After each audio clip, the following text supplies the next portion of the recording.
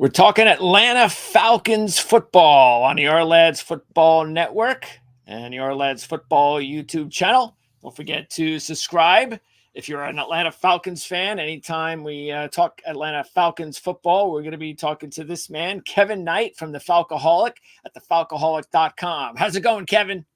Good. It's been a minute, Greg. I think it was pre-draft was the last time we talked. So happy to be back on because I'm not sure if you heard the Falcons did make some moves in the draft that people are talking about.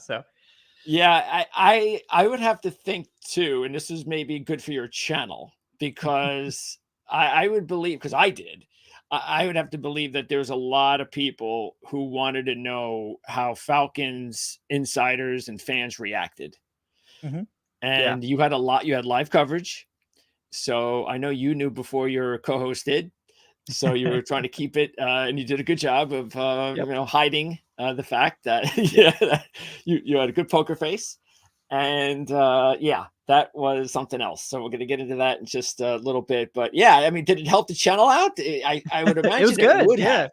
I mean, yeah, that aspect was definitely good. I know it was our best draft show. I think it's going to end up as the day one draft show. It's probably going to end up as our most watched show when it's all said and done. So. Good. Yeah, it's good for the channel, no doubt. I mean, as long as the Falcons aren't boring, usually it's good. So, okay. And then, of course, you were referencing the last time we spoke because we're in the same dynasty league together with some fellow OFN insiders and also the 5-6 of some really top end fantasy football experts, including, of course, the leaders there at Draft Sharks. So it's a very competitive league. And we pulled off our first trade, you and I did.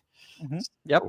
So, you were able to, what was that? So you got Cook, James Cook from Buffalo. And what did I got the draft pick? I think you got the 2nd and 4th. Okay. Yeah. And I used that because I wanted to get, I believe that was the one that I got Mitchell, the wide receiver from the Colts, because I needed a really good number one receiving prospect. And I felt that he was the last guy that I really felt confident was going to be on the list that I could get. And that's why I wanted him. That's why I made that move. So yeah, that makes I desperately needed a running back because my 2 running backs were Aaron Jones and Austin Eckler, and I just can't see them playing all 17.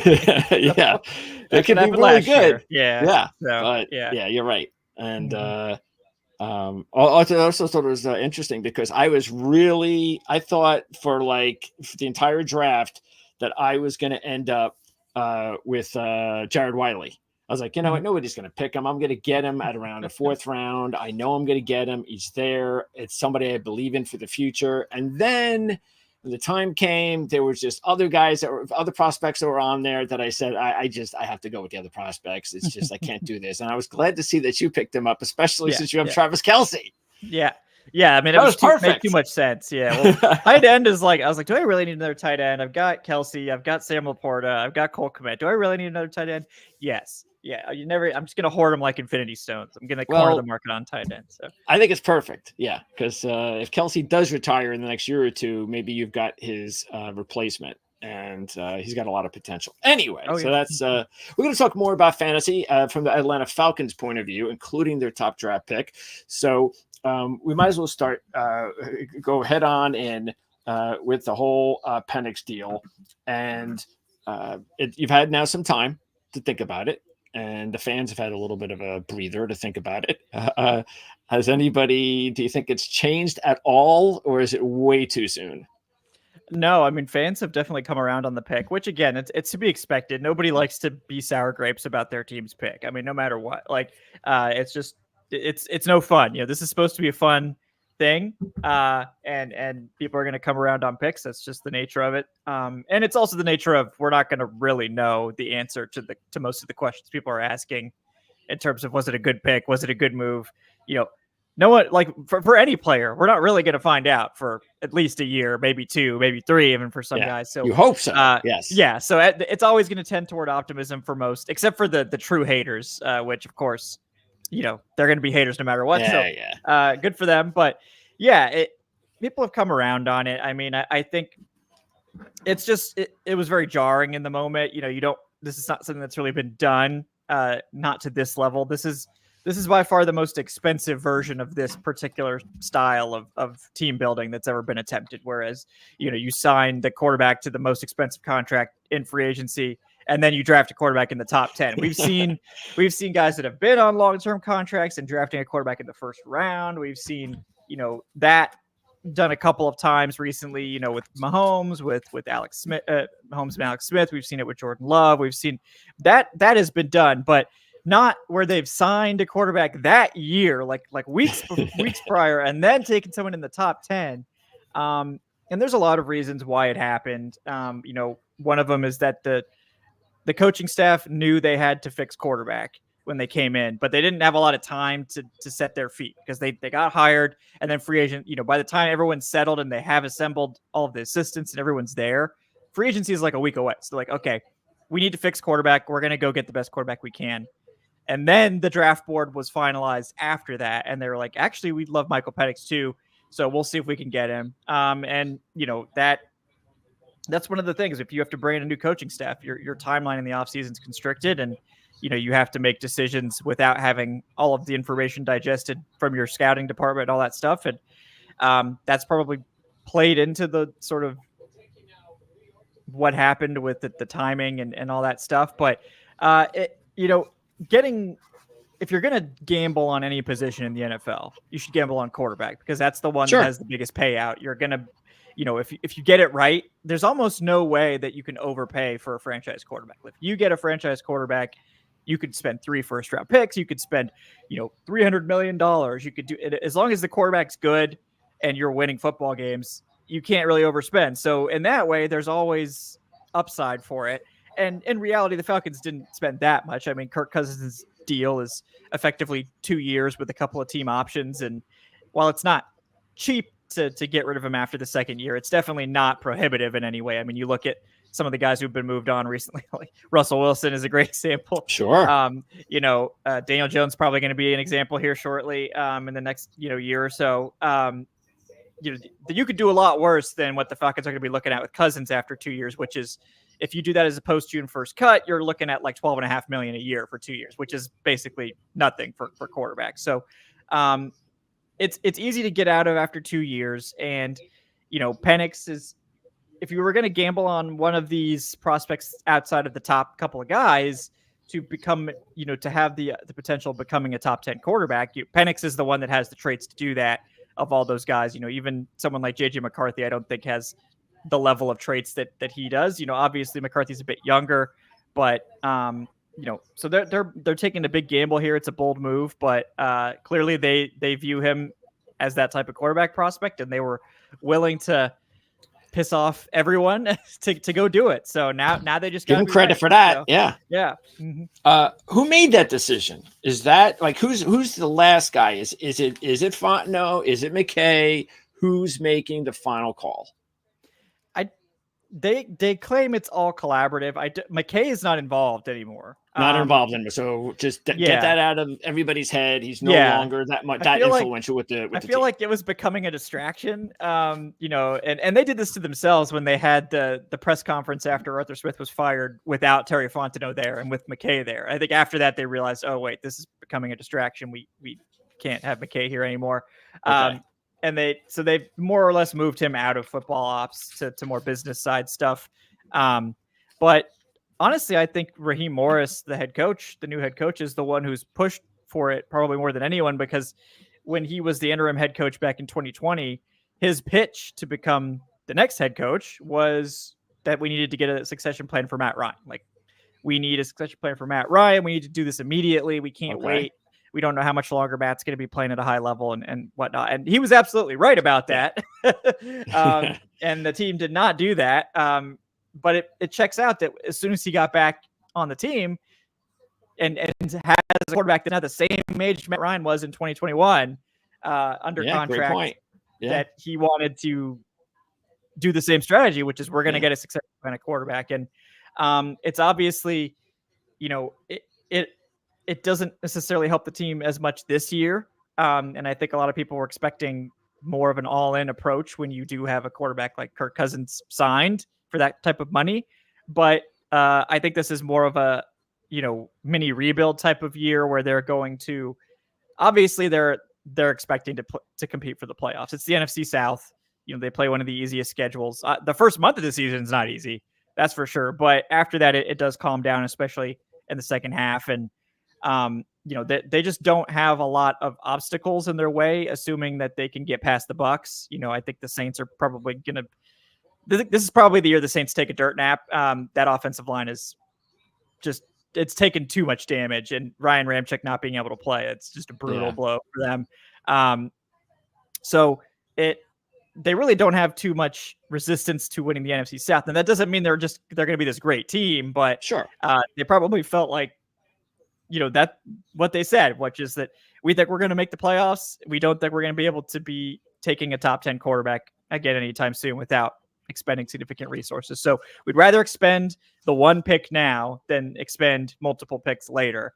And now it just depends on if Penix works out or not. And if he does, they'll look like geniuses. And if he doesn't, people will be wondering, what if they had taken somebody else and actually built the team more around Cousins? And, we're going to be talking about that a lot, I'm sure, over the next 2 or 3 years. So, and, the more I think about it, because Dallas Turner was a big name.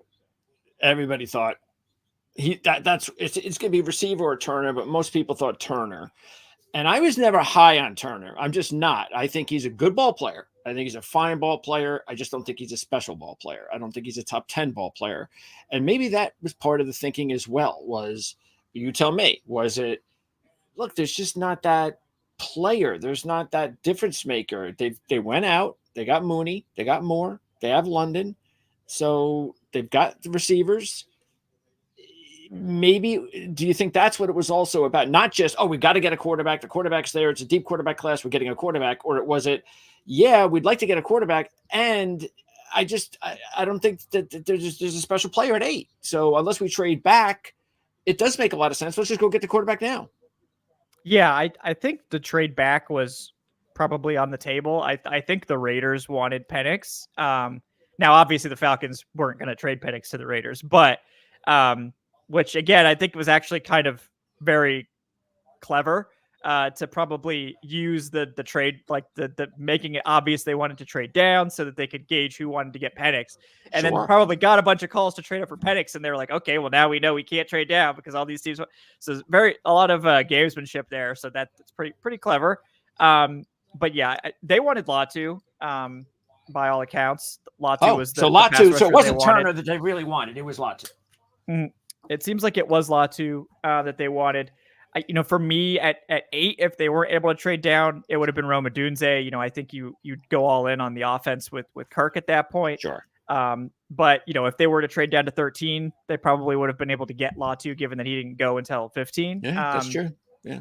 So, it'll be a game of what if. Like, what if you'd got the extra picks from that trade down and you got Latu at 13, and would that have been enough to potentially win a Super Bowl with Kirk or not? And we'll have to see how it plays out. Maybe the team will be good enough with Kirk that everyone's fine with it. Maybe the team will be not good enough with Kirk that it probably wouldn't have mattered who they took, or whatever. But we'll see. The most painful thing will be like getting to the conference championship and just not quite being good enough and being like, well, if we had Latu or Rome or whatever, we have won the Super Bowl, and then that's a dark timeline that we'll want that to happen before we speak that into existence. But we'll see how it goes. But this is more of a future focused, I think, off season than most were expecting, especially after the Kirk signing came down.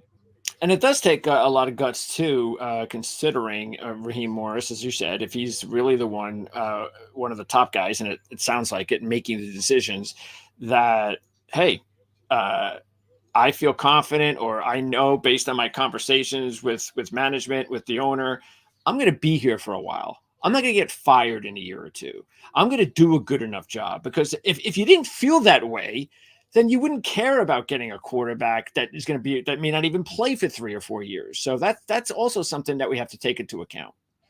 Yeah. I mean, Arthur Blank is one of the NFL's most patient owners. He does not typically fire coaches before they've had 3 years. That's usually, he's been very consistent with that. So I don't think that Morrison is feeling a ton of pressure to win right away. I mean, I think he's feeling the pressure because anyone with eyes can see that the Falcons fan base is absolutely ravenous to get to the playoffs. They haven't done it since 2017. Arthur Smith tried and failed 3 times, and did it the same way every year by basically neglecting the quarterback position and thinking that his scheme and the weapons he had assembled would be enough to cover up the problems, and it just kept getting worse. And Raheem Morris is taking the opposite approach. He's like, they didn't want a quarterback, we're going to get 2. You know, Yeah, so, sure. So we'll see. We'll see how that changes. But we all know quarterback is the most important position in the game, and you know, not to speak ill of Kirk Cousins before he even plays a snap for the Falcons, but his reputation, which is not really fair, but his reputation is that he's good enough to get you to the dance, but he's not going to be winning. He's not going to, you know, you're not coming away with the crown. And you know, that's not written in stone that he can't get you all the way there, but he is 36. You probably have seen the best of Cousins. Maybe he can have one, like last year he was playing his best ball. So there's no reason he can't continue to play at a high level, but you're probably going to get the downslope of Cousins. If it's not this year, it'll be next year, and you're going to be looking to the future. Yep. So, you know, hopefully by the time Cousins is sloping down, Penix will be sloping up, and you know, Penix is really interesting. I mean, obviously he's one of the most exciting prospects in this class. I think his age and injury history led to him sort of getting a little bit of a bad rap, but I think Penix, it was pretty clear that NFL teams viewed him as a top 15 talent. Like there were multiple teams trying to get him in the top 10. And it's not surprising when you see like, okay, he's got arguably the best arm in the class other than Caleb Williams and, you know, all these traits, former dual threat quarterback, still very athletic, but unlike a lot of dual threat quarterbacks, he has, you know, and Jaden Daniels, to his credit, has done this too, to some extent, like stopped running and become a pocket passer. You know, Jaden Daniels is still more of a dual threat, whereas Michael Penix basically completely changed his game to be a pocket passer after his injuries. Yeah. And that is really hard to do. So that's pretty impressive. And, you know, we'll see how it turns out, but definitely excited to see how this pans out. To Kirk Cousins' credit, I know a lot of people ask about the quarterback drama. It seems like Kirk Cousins is not interested in there being any drama, and I think that's part of the reason they signed him, is because they knew Kirk was just such a nice guy. He wouldn't be able to like not be nice to Michael Penix, and he would just be able to handle it. And I think they were absolutely correct about that. So yeah. Absolutely. I mean, hey, he's making good money, and he knows in a couple of years whether he's there or not. It's only so long you can play. So all right. He got the contract he wanted. They gave him the contract he wanted. So it's you know, you can't be too upset about that. No, take care of your family first, especially at that age. Okay. I just want to remind everybody, this is the 2023 draft guide. So the 2024 guide will be out soon. Draft review guide. So we'll be talking about all these teams, including the Atlanta Falcons. So check that out at ourlads.com. It's available. We'll actually, we should have it out in early June, within a couple of weeks of June. And then this is the draft guide that is out right now. So out of all the picks that we're going to talk about here, 8 picks in all, I believe 6 of them we have scouting reports on. So I haven't checked any of the rookie free agents. Did the Falcons, who would be considered their top college free agent that they signed after the draft? They had a pretty according, I'm a big, if you've watched any of my shows, folks, you know, Thor Nystrom and I are big friends, and he does his Thor 500 where he actually breaks down like the top 500 players, including all the UDFAs. And I think he had the Falcons as having the 32nd of 32 ranked, you know, UDFA class, because they just didn't really sign any like of the big name guys. But the one I would watch in terms of the UDFAs is wide receiver Isaiah Wooden, who had some just absolutely bonkers testing from college. I think he had I can't remember which drill it was. I think it was either the short shuttle or the 10-yard. I think he had the fastest 10-yard split. Like he would have set a combine record for the fastest 10-yard split or tied it based on his pro day. So, you know, little explosive, you know, crazy like athlete type of receiver that they apparently really like. So, you know, that's one I would be watching as like maybe he can stick as a practice squad guy. But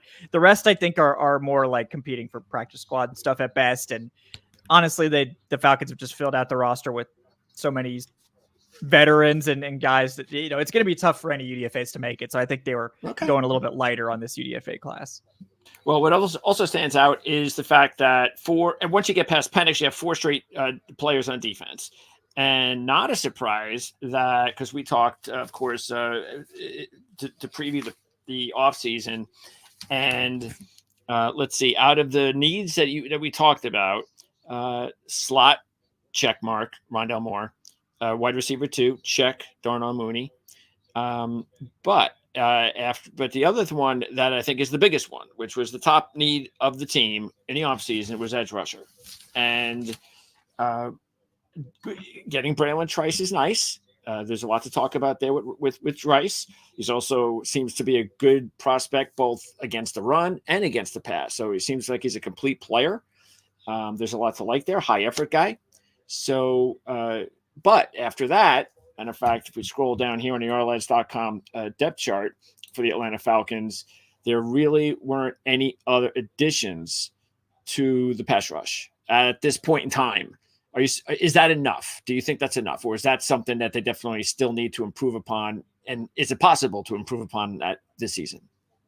Yeah, I mean, I think I don't know. I don't think it's enough. I mean, I also, they tried really hard to get multiple of the top edge rushers in free agency. They tried really hard for Danielle Hunter. He ended up choosing the Texans to go back home. Apparently the Falcons had either the same financial offer or a slightly better one, but he chose to go home, and it's really hard to beat that, right?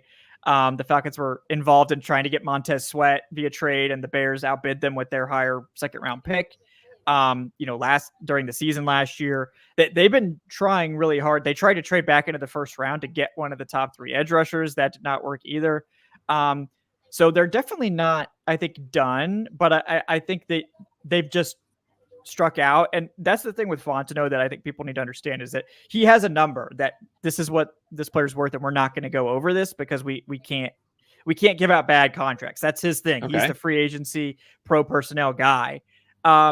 And I think that's led to him really not giving out bad contracts ever so far with the Falcons. And that also means that they sometimes will lose out on guys. And we'll have to see. But obviously they invested a lot in the depth, right? And they've got a lot of guys that should be long-term contributors, hopefully. Yep. But they're expecting Arnold Ebiketie to be better. And this obviously going back to a 3-4 should help him. He's definitely more of a stand-up rusher.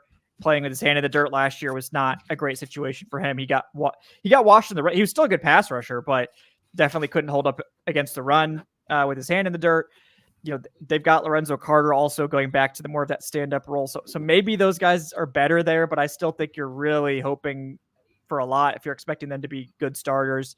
Bralen Trice, I think everybody likes Bralen Trice. There's really, I think the problem with Trice is that he's just kind of a one-note rusher, and that he is a straight line power rusher who wins with effort, and that's going to lead to him probably being a solid NFL starter. The reason he went in the 3rd round is because I don't know that.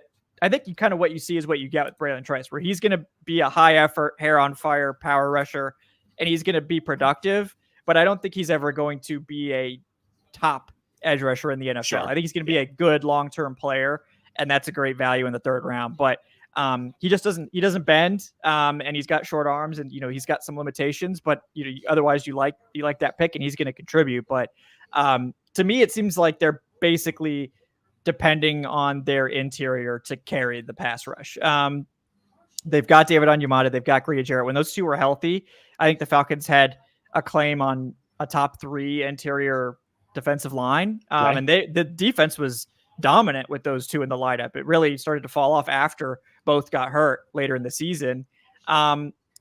So Zach Harrison apparently is bulking up to play more of an interior role. That seems to be the buzz there. And he was already a really big edge rusher before, so doesn't have to add that much to get closer to that 3-4 defensive end size. So it seems like that's going to be his role. Then they've got Brandon Dorius and Ruke Orhorhoro to kind of be their primary depth guys on the interior. And I guess I think the hope is that they can just dominate inside, and that'll allow their outside rushers to not need to be leaned on as much. I also think they're hoping to let Caden Ellis rush the passer more, just because he didn't really get a chance to do that a whole lot last year because Troy Anderson, who was supposed to be their primary inside guy, got hurt in week 2, missed the whole season. So he had to basically become the Mike, middle linebacker. Yep. And I think they want him to be more of that roamer blitzer type guy. So with Troy Anderson back, then I think they're hoping he could return to that. So maybe I think they're going to have to cobble it together is what I'm saying. But, I would definitely keep an eye on edge still as somewhere they could add if there's someone they like. And I know they're still in touch with Calais Campbell and stuff like that. So we'll see if anything comes of that. But yeah, you're right. Inside pass rushing is sometimes now, I think, more important. Based on what we know, especially when a lot of these older quarterbacks, the Bradys and Rodgers is still there, hopefully, but that's where you get these guys. You have a much better chance of getting them. You put pressure on them inside and don't want them to move up into the pocket, that kind of thing. Which is, of course, another big reason why the NFL likes quarterbacks that can maneuver back there. But totally good point. And let's pick up that point by talking about those players that they drafted up front, because as you can see in orange, that they added, these were rookies, that they added 3 up front. You mentioned Orhorhoro, you got Dorius, and then also with their final pick, Logue. So now, what about Dorius? Because Dorius, he's kind of perceived like, is he a tweener or is he just versatile? Is he a 4-3? Is he a 3-4? Is he an edge? Is he an inside? So it was all going to depend on who drafted him and what they thought about him. What do you think is the goal of where they want to put Brandon Dorius the most to be effective? Yeah, I think he's a 3-4 defensive end for them. I think that's probably his best fit. I think he was always going to struggle to play outside in the NFL. So I think they want him to play the 3-4 defensive end. He's probably going to be their pass rusher there, one of their main pass rushing rotational players. And I think the hope is that he can be someone who is a force to pass rush if David Onyemata and Grady Jarrett aren't on the field. Like because last year when those two guys left the field, they lost their pass rush basically. So they need more guys that can do that. I think Dorius can do that, and he'll have to bulk up a bit. Obviously, I think playing he was in the 280s at the combine. That's probably not going to be enough at the NFL level. But 283 to 290, 295, you can do like 7 pounds in an off season, but yes, sure. He might take a little bit of time to get up to that weight where he can be relied upon, in terms of the run game. But I think they're hoping for him to be a primary pass rusher early. And then with Ruke, I think it's the other way. I think we know he can play the run. Like he's a rock solid run defender. Got that incredible length. He's versatile too. I think Ruke is truly versatile. Like Dorius is versatile. Ruke is like, if you put 10 more pounds on him, he could play all 5 spots on the line. He's going to be an interior guy, obviously, but they clearly view him as a very high ceiling potential, like cornerstone piece of this defensive line, trading up to get him over like, some of those guys that were higher rated on the draft board, for a lot of people, obviously knowing, I'm blanking on the name now, but the defensive tackle, or Jazon Newton, now knowing, of course, that he has had to have 2 foot surgeries on both feet now, that's probably played a part in Ruke going above him. But I was shocked. I was like, they're trading up for Jazon Newton. This is a coup. Yeah, right. And then they took Ruke. I think people were like, what the hell? And it's now we know, of course, that Jazon Newton has the 2 foot injuries. So, but Ruke is a work in progress as a pass rusher. He's one of those guys where he's like so athletic that he can probably just get some sacks just because he'll just blow past somebody. But he's going to be more of the run defender, and I think they want Ruke to play a lot on base downs so that Grady Jarrett and David Onyemata don't have to. So I think that should help the pass rush sort of by distributing the snaps. And then I think Zion Logue is their long-term nose tackle, like developmental player. I'm not sure he's going to make the roster. I will say this. I had him making the roster under the assumption that Eddie Goldman was a mirage once again, because we've never actually seen Eddie Goldman practice with the Falcons until now. We got footage of Eddie Goldman at practice yesterday. So he's out there. He does exist. So, obviously if Eddie Goldman is like anything like previous Eddie Goldman, he's going to run away with the nose tackle job because he was a very good player. It's been like 3 years since anyone's seen Eddie Goldman play football. Yeah. So he looks to be the right size, the right, he looks like he belongs out there. Yep. So if he can play, then great. And Zion Logue's probably a practice squad guy this year. If Goldman can't play and doesn't make it, then we're probably looking at, Zion Logue as being thrust into that nose tackle role a little bit earlier than expected. But I think the idea is to let Zion sort of develop for a little bit longer. Obviously tremendous size. I mean, he's gigantic. Like, you think Ruke is big, and then you see Zion Logue. It's like, oh, that's like Ruke ate a power up mushroom and is like 30 pounds heavier, So, so that they've prioritized a couple things, and this is what Fontenot for the most part has done. He did deviate a little bit with the edge rushers this year, but he wants length and athleticism. And if you have the great length, that's one of the things the Falcons need to prioritize the most. And with Ruke and Zion in particular, that was key. Ebiketie is another guy, Lorenzo Carter, Zach Harrison. All of these guys have outstanding length. That's been like a key thing that they look for in their defensive linemen. Bralen Trice, notably, though, does not have great length, so they must just really like him. Well, like you said, you get good value, you take advantage of it. By the way, D'Angelo Malone, maybe it's not too much of a surprise that he still hasn't arrived. Is there still hope that he can now that he's been around for a couple of years? He played a ton of special teams last year, so that if he's a good special teamer, that's always going to help him sort of stick around. Yeah. If you're an edge rusher that can play special teams, that will help you be that last guy on the roster.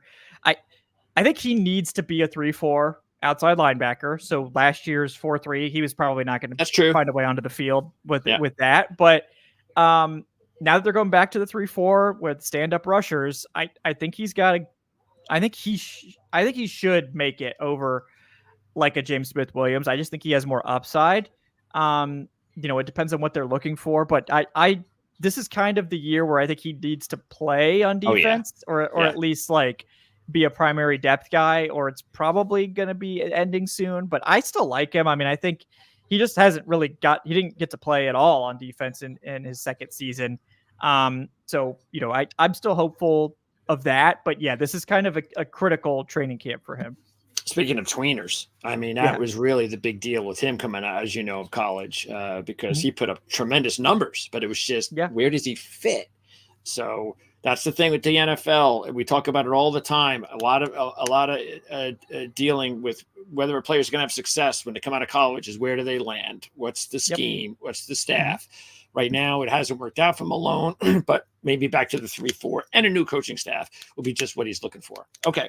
On defense, we have one more to go, and that is Bertrand. Now, Bertrand, to me, is like a carbon copy of Nate Landman. Well, that's a good thing, because we talked last year, a couple years ago, I think it was, because that was when he came in, I believe, right? And that was the fact that, yes, he was injured, and that was the big deal, but he was so productive and so good as an inside linebacker in college that you just felt if he was healthy, he could be an NFL player. And now he's healthy, and he contributed for the team last year.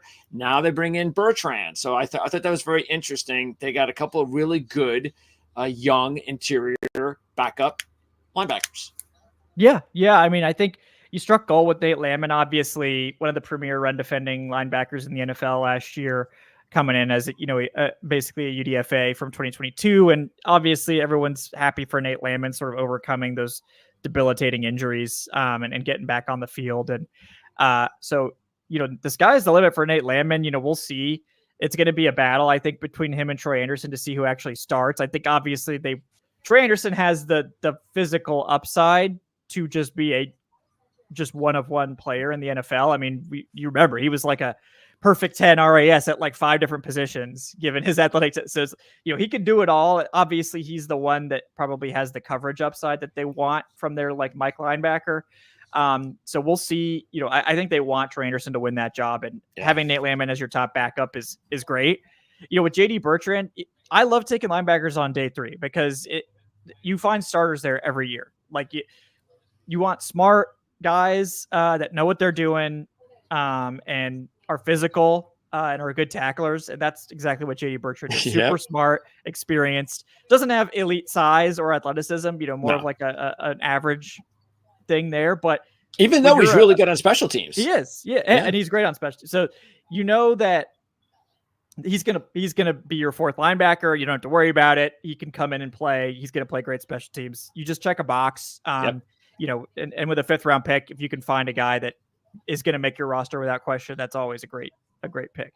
So before we move out of the defense, I got to ask you, because one of the spots that we talked about that we felt there would be an upgrade at some point was at the safety position, and as you can see, nothing. So no veterans, no rookies. So, but if you look at the players remaining, the veteran free agents that are out there at the positions, in my opinion, the deepest position in free agency still left is safety. So do you think the Falcons will add one of those safeties at some point? And if so, who? Yeah, I mean, I think that, but Raheem Morris has gone out of his way to sort of talk up Richie Grant, and that's great. UCF legend Richie Grant, but it's, I'm not really trying to ride that train again. In this sort of Fangio style defense, at least that's what we sort of think it's going to be.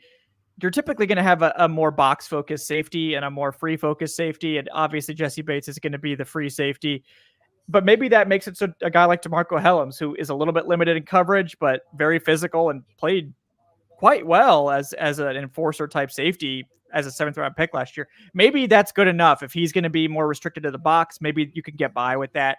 You want more than that, but you can't necessarily fix everything in one season. So, but yeah, I mean, I think, I don't know why they haven't put in a call to John Johnson yet from the Rams. It's like he's played in this defense for years. He knows exactly what to do. He's not going to be crazy expensive. I would just sign John Johnson, let him duke it out, just bolster the safety room with him and be done with it. But we'll see. It seems like they're committed to just having as many young and like competitive, like young players as they can until camp. And then we'll probably see some more veterans added later. But the same thing at corner, right? They added Antonio Hamilton in free agency, but that's it. And it's like, okay, again, it's like, Akello Witherspoon from the Rams, right? A guy who started basically all season last year, wasn't very expensive and did a decent job. Obviously knows the scheme. I don't know why he's not in here, but it seems like they're wanting to sort of ride out the summer with the young players and see if they can find any diamonds in the rough, and then we'll probably see some veterans added later. Okay. Makes a lot of sense. And by the way, D. Alford, you feel that he is without question the starting nickel. He should be. I mean, if he, they benched him last year for no reason. I mean, they're like, "Oh, I'm sorry, D. You must be tired from returning those punts.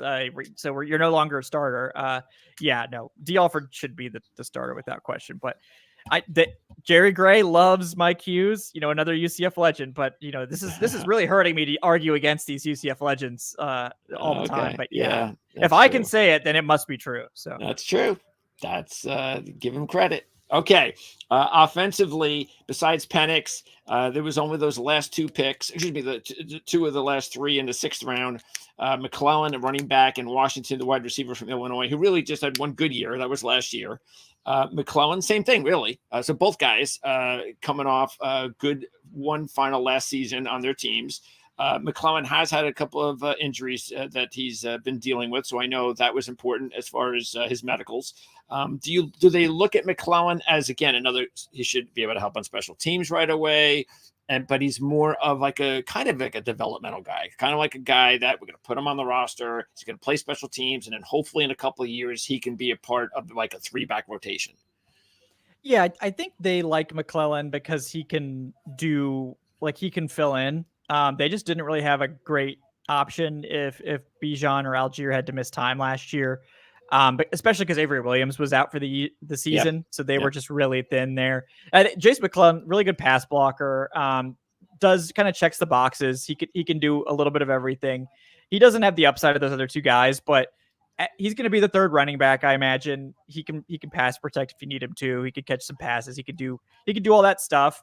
I don't think he's like a super high upside player, but I think he's good. Like, I think obviously the injuries hurt his draft stock, and you know, I think they just wanted to make sure they had a third guy in here to take carries if they were missing one of their top guys. Because Avery Williams isn't really a running back that can take a lot of carries. He's very much like a returner, change of pace only type of running back. And we've seen it before where like the Falcons had injuries, and then it's like, okay, we got to give Avery Williams like 7 carries, 10 carries. That's a lot for him.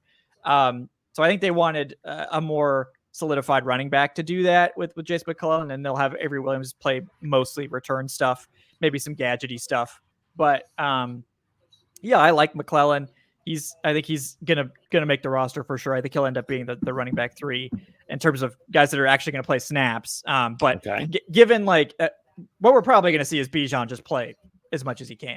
Yeah, that's true too. Algier played the other ones, and then they got no somebody problems gets hurt, there. then Jace will come in. Yeah, no, I think Bijan's going to play this year. There's your if people were wondering that fantasy question. I mean the Rams ran Kyren Williams, who's like a small running back, like 75% of the snaps. So if they can run him that many snaps, I think that we're probably going to see Bijan do the same thing. So. What was that? Kyren Williams, the Rams used him as like a bell cow, and he's not a big guy. That's true. You got Bijan. It's like, okay, I think he's going to get the same treatment. Even, and no offense to Kyren, had a tremendous season. Bijan's like his own level of talent, even compared to someone as good as Kyren. So, and again, that's a good point because Zach Robinson, we talked about this on our previous video. Of course, he's coming in from the Rams, and that's why no team, I think, in the NFL is going through a bigger transition scheme-wise on offense than the Atlanta Falcons. So, yes, going from not using, I think you're about to make the same exact point. Yeah. What the fewest 11 personnel snaps to the most in one offseason. Crazy. Okay. And then Washington. What do they see in Washington? Well, they like him a lot. He's basically been the primary target during rookie minicamp, OTAs. As the other guys are, obviously Drake London and these big name guys weren't there at rookie minicamp, but Washington has been the star so far of the wide receiver group. With not everyone there, so it's very early, but I think they view him as, this is a guy that we can get immediate stuff out of. He's a very experienced wide receiver. Like you said, never really only came on strong this last year, had a tremendous send-off game, right? I think multiple touchdowns, 200 yards in his final game in college. So that opened some eyes. I think you look at him, and this is where everyone goes, and with the Rams connection, it's inevitable. But he has very similar measurables to Puka, so everyone's like, "Oh, is he the Falcons?" Puka? Maybe he is in terms of like he can play that role, and he was taken, like in the middle to the late portion of day 3. He's not going to be like a 1,400-yard receiver, Puka, but I think they like him as a big slot, a guy that can also play outside. I think he'll probably be Drake London's backup. But I think this year, I was telling people like he's probably like trying to beat out Kadero Hodge as like a primary special teamer, a bigger receiver, because they don't have as many big receivers now. Like last year, it was like, we don't have small receivers. We don't like them. We don't want them. If you can't block, then get off my team. Now it's like Drake London and Casey Washington and Kadero Hodge are the only receivers like, in the starting lineup that are above 6 foot. So just that they've really gone small, with Darnell Mooney, small, Rondale Moore, thick, but smaller, like shorter, Ray McLeod, small, a lot of Jaquay Jackson, Isaiah Wood, and all these like UDFAs, smaller guys. They do have some other guys that are bigger, like Josh Ali and Chris Blair and Matt Austin and those guys. But in terms of the guys that are likely to make the roster, it's probably going to be a lot of small guys. And again, more big transitions for this Falcons team. And really, what's important to note too, though, is that when you take a look at the depth chart, and you mentioned Hodge and you mentioned McLeod, well, that's 6 receivers. That means, do you feel that this is their team, that they're going to trust what they have? Because again, if you're running a lot of 11 personnel, you have one injury, you need depth. And to make it run properly, do you think they have the adequate depth? And give me some players. You mentioned Jackson. You already mentioned Wooden. Right now, if they did keep, let's say, I don't know if they're going to keep 7, but let's just say 6 or 7 receivers to the active roster.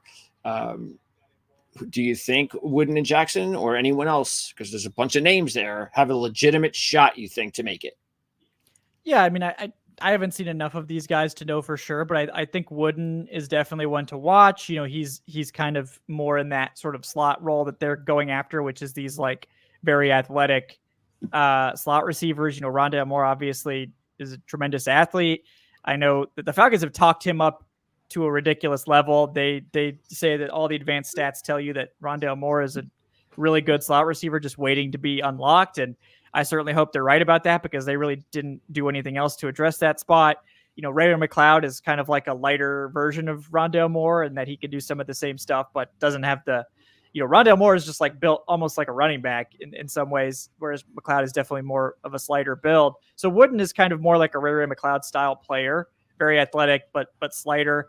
So I mean, I'm watching Isaiah Wooden. We've seen Josh Ali make this roster multiple times over the last couple of years as like a versatile guy. You know, I don't think there's a whole lot there, but he's someone to watch. And then Mac Austin, they brought in from the CFL, who's another bigger receiver. You know, I'm interested to see if he can make any noise. But yeah, I mean, I think they're going to carry 6, and I think that the 6 are the top 6 guys, you know, that you guys have on your depth chart. And then they're probably going to carry a bunch of guys on the practice squad, probably like 2 or 3, and then go from there. But I think they view Casey Washington as a guy they can depend on to step in if they have an injury. We know Kadero Hodge can play too. He played well last year. He can play outside, inside. So they have some decent depth. It's not like great depth. Like if you had Rome Odunze in this room, it'd be like, oh, wow. Okay. Now this is a great wide receiver core. Yeah. But, you know, so it's a little bit thinner than it could have been. And I think a lot of people were shocked again that we didn't see a wide receiver pick earlier in this class. But it was a deep class, and they clearly felt like they could just wait and get somebody they liked later. And hopefully Casey Washington is that guy. But yeah, everyone's like, oh, he's the Falcons' new Puka Nacua. It's like, well, yeah, relax. Let's maybe not everyone is Puka Nacua. Okay? No, that was not pretty crazy. Yeah. But it also shows you what kind of a coach they have and a quarterback. So not to say Cousins isn't good, but that was all the stars just aligned, and that's why it's special. Okay, so. Those are the draft picks. I can ask you a few more things before I let you go. We've already talked a little bit about some of the other needs. So we mentioned maybe their safety, maybe some more edge rush. Do they need more? Because this is something else we talked about. Because they didn't seem to add. Do they need more offensive tackle depth? They really like Storm Norton. When he had to fill in last year, he was good, like the best he'd ever played. I think they're pretty happy with him. They brought him back. Tyler Vrabel also had to play a game when the Falcons actually lost 2 tackles in one game. And he basically shut down the Bucs pass rush as a former UDFA. So I think they're pretty happy with their depth tackles right now, that they feel like they've got 2 guys they can develop. I think, you know, long-term, you're looking for a Caleb McGarry replacement, because I think it's pretty clear that this team is going to a more pass-first focused. I think pretty much everyone else on the roster is absolutely fine with a more pass-first approach, except Caleb McGarry, who we know is very much a run-focused tackle and has struggled in pass pro. Now, he was fine last year. You know, it wasn't a huge problem, but I think if you're going to Kirk Cousins, Michael Penix, you know, the Falcons are probably going to prioritize getting a pass protection-focused right tackle. But that's probably not going to be this year. Yeah. But other than that, I mean, I think they're pretty happy with their offensive line as a whole. I think they're more or less going to return every single player on the depth chart from last year. You know, they're keeping Storm Norton. They re-signed.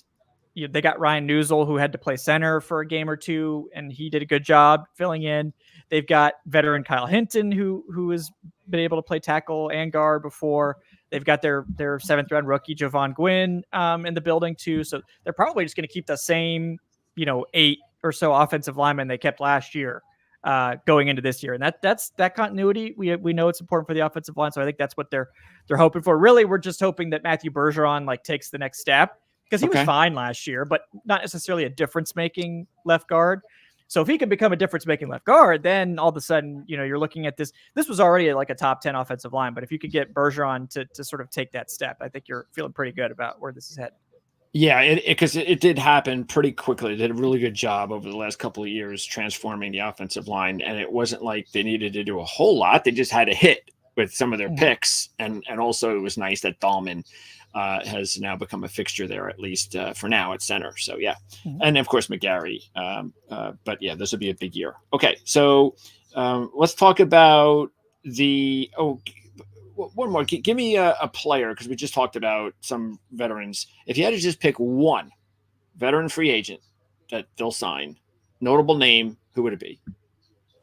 Yeah, I think to me, the one that I keep coming back to, and I know we talked about him earlier, I think I'm just really on John Johnson as the guy that I think that they should just go get. I don't, the fact that they haven't yet is a little bit interesting, because you'd think those sides would want a reunion.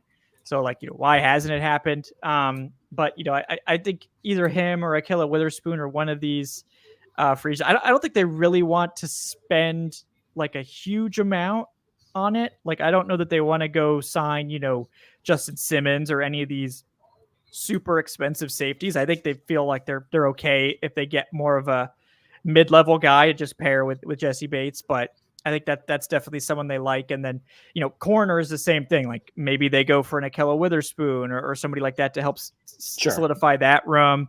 There's Johnson's the big name. Yeah. That's the one. If it's just one, that's the one you want. But yeah.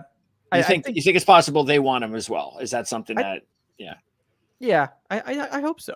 I hope they do, but we'll see. Yeah, right. It would be nice. They're there, so when they're there, and the Falcons have the money, right? Yeah, they have the money to. They haven't really pushed their cap at all. They have not restructured. They have not extended AJ Terrell yet. They haven't really done much to create space that they could probably create 50 million if they needed to. So it doesn't seem like they're going to, which again is sort of me saying wow, this is more future focused than I was anticipating. It seems like they're sort of content to leave contracts alone as much as they can, and then we'll see, if they need to touch stuff. But basically, they can make any money they need to at this point. All right. Overall grade. What did you already give him one for the draft? Yeah. Yeah, I'll give him a C. I mean, I think this is a wait and see draft, so that's why it's a C. And pretty much all drafts are like that. If we're all being honest with ourselves, it should be. Just give every draft a C, but that's boring. It's just for the content, right? But I think I can't go any lower than C, because when you gamble on a quarterback like that, it's really just we're going to see in 2 years if we're correct about this, and if it is, then it's an A+. I do like the defensive line emphasis. I didn't love trading up for Ruke Orhorhoro, but hindsight is something, right? And you saw the Rams make the most expensive second round trade in NFL history pretty quickly after the Falcons traded for Ruke to go get Braden Fisk, and they traded drastically more than the Falcons did to go get Braden Fisk. So clearly there were a lot of teams in a blitz to get those interior guys there. Which surprises me that Dorless didn't go until the 4th round after we saw these guys fly off the board. But I think it's a C. I think you like the defensive line picks. We need to see these day 2 picks actually hit, because that's been Fontenot's biggest weaknesses. These day 2 picks have just not panned out. Obviously, Bertrand looks promising, so that could be a good step in the right direction. And, I'm not writing off Troy Anderson or anything like that, considering he missed his second year with an injury. But, we need to see some of these second round picks pan out, and this could be a good year for that to potentially happen. But I like the emphasis on the defensive line, that they've needed to do that for a while. They didn't really do it in the way people thought they would, but they did still emphasize it. So we'll see how that pans out. All right. Now, where did Penix go in our draft? I think he went right before me in the 2nd round, or maybe. Okay. I don't know why I can't. Right after. They've disappeared. The mock the draft. The draft's kind of hard to pull up after it's over. Yeah. Yeah, it's a shame, but yeah, I do remember that. I remember that he was kind of one of the quarterbacks that was he was last out of the top 5. I know that. So it's because he's not going to play for 2 years. So people are like, well, do I really want to stash this guy for 2 years? And take up a roster spot? And yes, somebody will. But wasn't going to be me. I don't have any room for quarterback stashes. I don't even, at this point, I'm so desperate for quarterback because I took the bad bets of Justin Fields and Desmond Ridder last year. So, that was not great. Yeah. Yeah. Fields, we don't know yet about Fields. So, he's better coach team change. now. Yeah. It could change, Your former coach is coaching him now. So. Oh, great. Yeah. That fills me with so much confidence. Yeah. Right. No. Yeah. But, okay. So before I let you go, I want to talk about the schedule. So what was the reaction by the fans? What did you think about the schedule? Yeah, it's 4 primetime games after not having any the previous year. So what a difference a quarterback makes, or 2 maybe.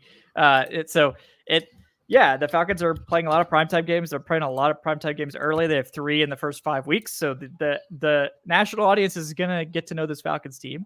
So I guess we'll see how that goes. That they have a brutal opening. They play Pittsburgh at home, which theoretically is not that difficult, but the Falcons have only beaten the Steelers twice in NFL history. So, that makes it a little bit more difficult, that the Steelers have just typically had their number, but it is in Atlanta. It's week 1. We know the Steelers often open the year a little bit shakier than they finish. They always finish strong, it seems like. But week 2, they have to play the Eagles in Philly, and then they have to come home and play the Chiefs. So they have to go through a gauntlet those 2 weeks. Then they stay at home and play the Saints in week 4.